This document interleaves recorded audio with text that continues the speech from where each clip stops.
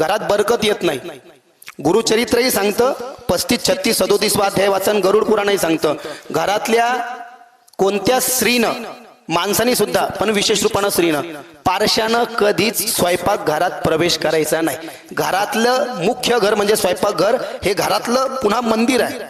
आणि त्या स्वयंपाक घरामध्ये अन्नपूर्णे सदापूर्णे शंकर प्राणवल्लभे ज्ञान वैराग्य सिद्ध्यर्थम भिक्षामच देही पार्वती माताच पार्वती देवी पिता देवो महेश्वर बांधवा शिव भक्तश्च स्वदेशो भुवनत्रय.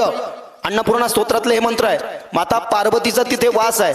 पारशानं जर का आपण त्या स्वयंपाक घरामध्ये प्रवेश केला आणि किचनला वगैरे स्पर्श केला तर तिथे माता पार्वतीचा वास राहत नाही. आणि जिथे माता पार्वती भगवान शंकर नाही तिथे भगवान लक्ष्मी आणि नारायण सुद्धा राहत नाही. म्हणून घरात जर का तुम्हाला बरकत लागत असेल, म्हणजे थोडक्यात मला काय सांगायचं, गरुड पुराणामध्ये लिहिलं, तुम्ही जर का आंघोळ न करता म्हणजे बिना आंघोळीच म्हणजेच पारशानं जर का तुम्ही पाणी पिलं तर रक्त पिल्याचा दोष आहे, हे गरुड पुराणात लिहिलं. आणि बिना आंघोळीचं म्हणजे पारशानं जर का तुम्ही जेवण केलं तर तुम्हाला बिष्टा खाल्ल्याचा दोष आहे. म्हणजे स्पष्टपणे मला हे सांगायचं आहे.